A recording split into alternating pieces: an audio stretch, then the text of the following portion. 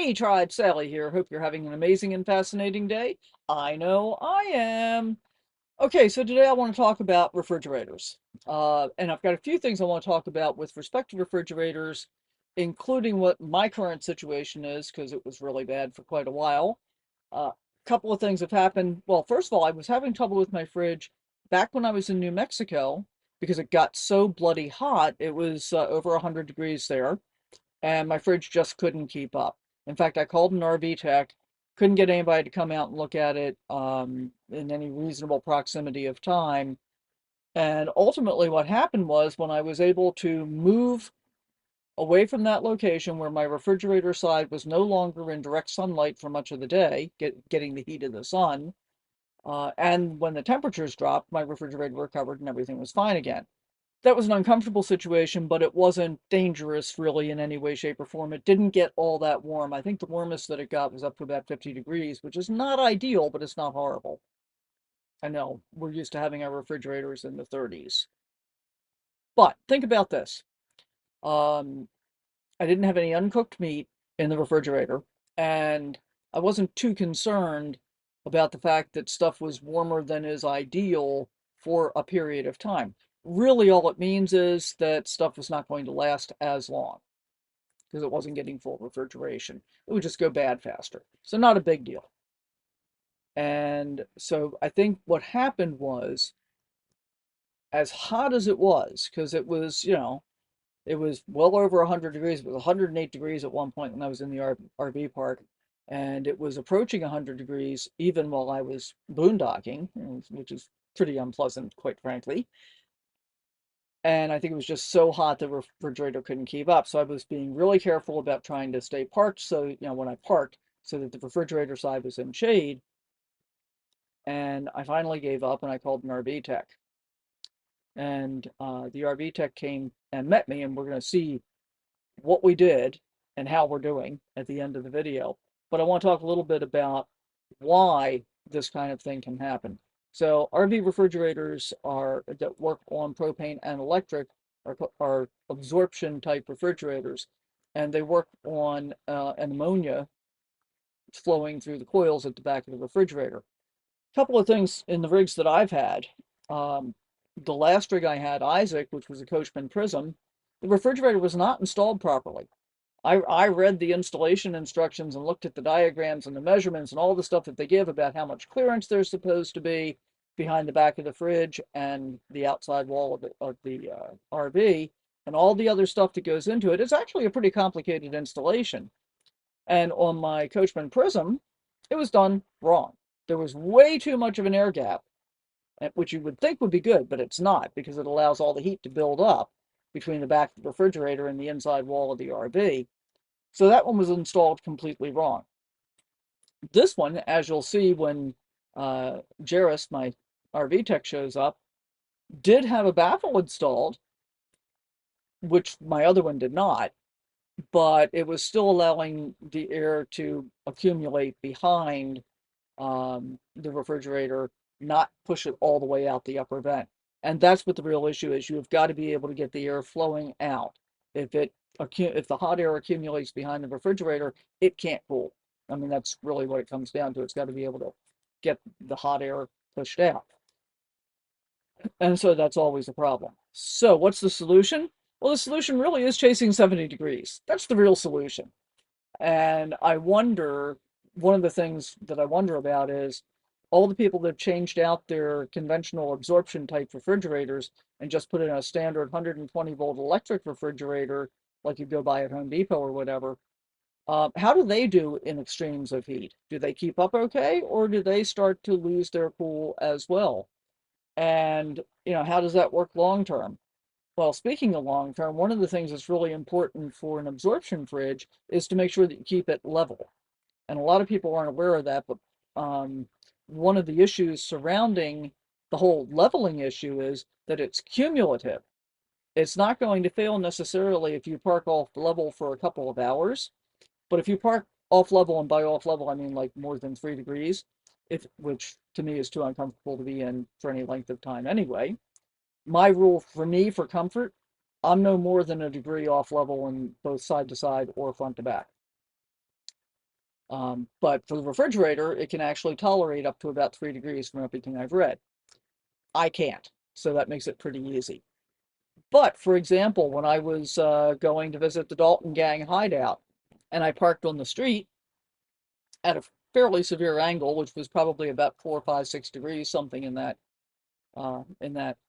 area, I will make it a habit to turn my refrigerator off while I'm parked for a couple of hours, because that keeps the damage from accumulating.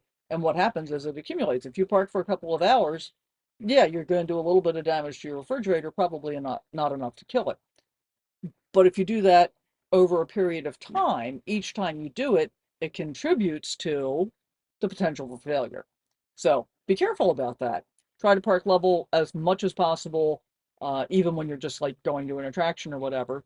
And as I said, when I park overnight, I'm always within a degree of level in both directions, because otherwise I'm just uncomfortable, especially if my head is going downhill. That's really uncomfortable.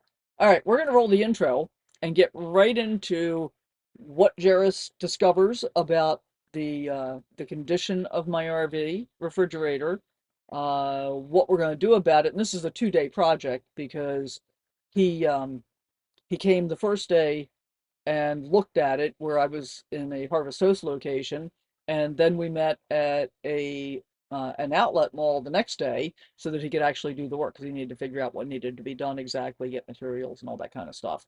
And not only did we fix my fridge, but we worked on a couple of other things. So as always, thank you so much for watching my videos. I really appreciate each and every one of you taking the time to do that.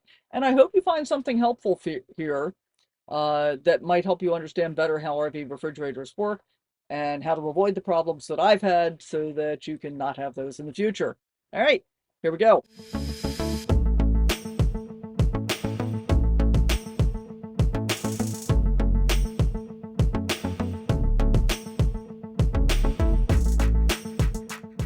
What need to be taken is to build up the top so the heat doesn't roll over the top and then push out this way. Okay.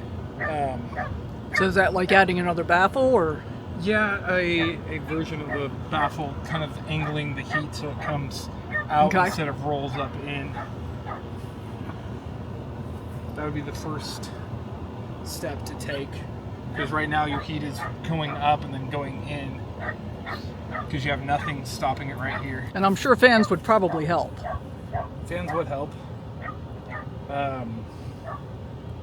Interesting with the baffle setup halfway through there, but I understand the concept of half height. And then you can stick your fans right here and push it right out. So I know we just kind of jumped in the middle here, guys, but basically here's what's going on.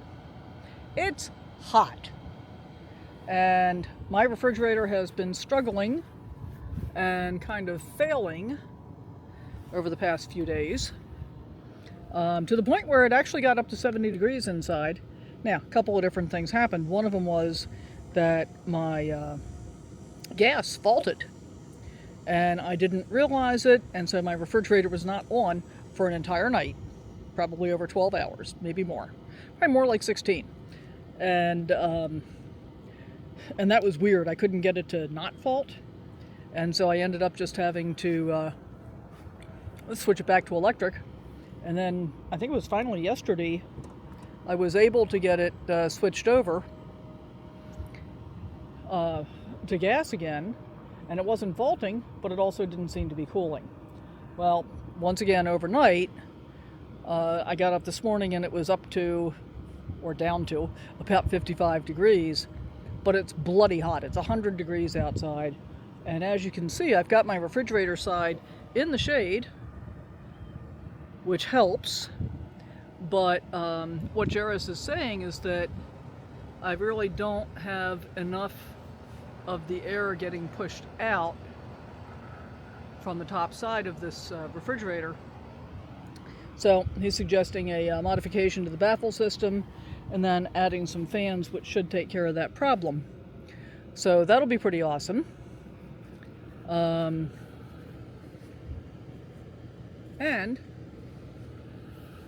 as happens, I am just really, really grateful that I was able to find somebody that was available and seems to be quite competent. So all of those things are really good. And I'm hopeful that we'll be able to get this addressed relatively easily. So when we go to fix this, we'll be putting the box, filling up this gap so that the heat doesn't roll into here, but that it rolls out through this vent right here. And then are we going to cut down this existing baffle as well? Yeah, we're going to need to cut it down to have room for the fans. Cool. And that'll allow it to breathe better and not catch the air as much and have heat just sitting around your cool fridge. And you're not seeing any problems on the bottom side, right? There's no physical things that are just standing out. Nothing that looks obviously damaged or like one of the first things you look for if cooling's not happening is if there's any yellow buildup anywhere, like powdery or the smell of ammonia. Yes, smell of ammonia is another one you look for. Yeah. So, and I mean, I was reasonably confident that I was looking at this correctly. Yeah. And I think in the grand scheme of things, especially as much time as I spend on dirt roads, the cabinet's not terribly faulty either. No. I do get in and brush it out every once in a while, especially when I've gotten excessive amounts of dirt. And that's good to do, for sure. Okay, cool. So, let's walk over here just a little bit away from that. Yeah. So now that we started kind of in the middle, guys, let me introduce you to Jairus Miller. He's, we're in, where are we? We're in middle Kansas. We're in the middle of Kansas. Kind of northwest of Wichita. Also known as the middle of nowhere, guys. Just saying. Just saying. So, I found Jairus through the NRVTA Locate and Inspector app, which I'll put a link to down below because I can't remember exactly what it's called. And part of the reason that I called him first, and I'm really glad I did, was he had the best profile. So there's that. It was completely filled out. He had a picture, you know, he had a link to his website. His website looked decent. And the other two guys that are in the area didn't. So let that be a lesson to them. So we've got a plan going forward. He's been really accommodating. Oh, by the way, did I mention this is Sunday night that he's out here looking at my rig in the middle of nowhere, Kansas? So we got a plan going forward. We're going to try and get this done hopefully tomorrow. Maybe it'll have to be the next day, worst case, I'm guessing. And I'm hopeful that I can keep the air conditioner, that I can keep the refrigerator in the shade and try and cut down on the amount of heat that's actually going in there. I mean, I don't see anything wrong with the refrigerator, do you? Yeah. Aside from the fact that we need heat management. Yeah, that would be the first step. And then if we're still seeing the issues, then it's showing that something else is wearing out on the fridge that's causing it to not work correctly. Now, I'm curious, where do you stand on pulling out these absorption fridges and putting in a regular 12 volt, 120 volt, used to be able to speak, household refrigerator? With the way that you're going about RVing, it would limit you to having to use parts a lot more. Because even with the amount of power you have, you're still going to use more. So you're going to limit yourself on what other things you can be using your power for. Okay. Having the absorption refrigerator does give you that option of taking some of that voltage and utilizing propane for your cooling instead of having to pull from your voltage that you're using for other things.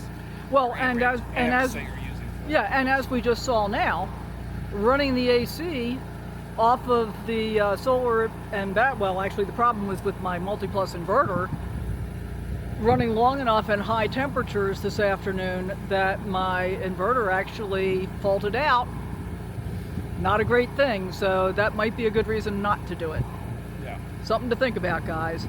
All right, we're gonna let Jairus put my refrigerator panels back on and get on down the road for him, and we'll figure out how to deal with the rest of this tomorrow. So here we are back at it again, another day, the same refrigerator. And what we're going to do today is work on building a new baffle box. I'm going to call it that. Yeah, rebuilding down the baffle box and getting it set up for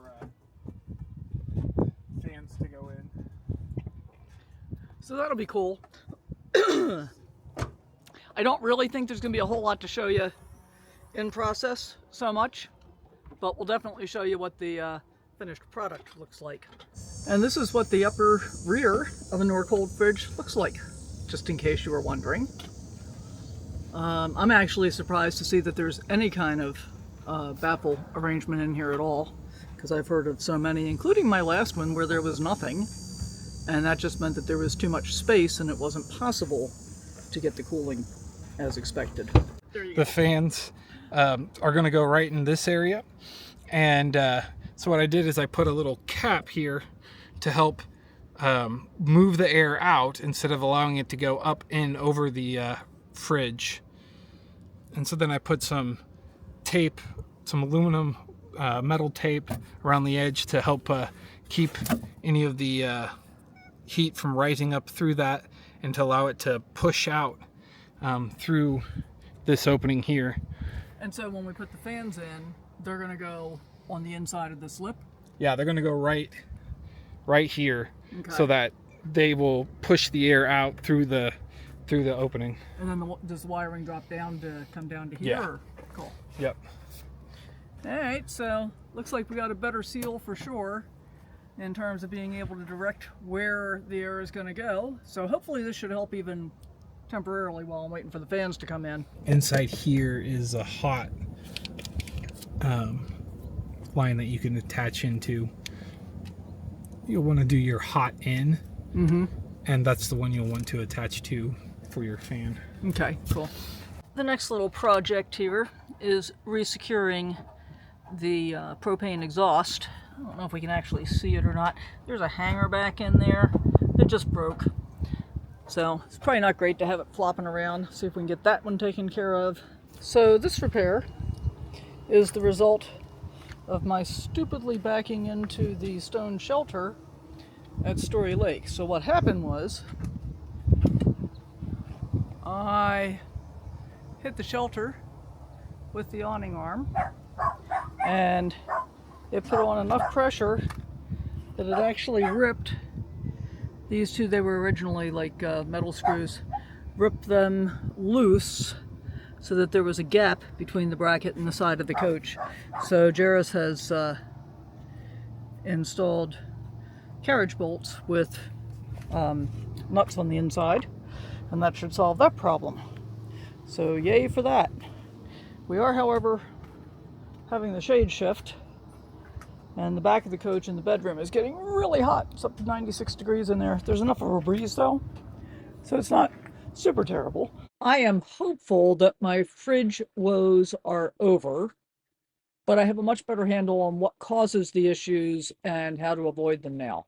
And the real answer is chasing 70 degrees, which is what I want to do as much as possible anyway.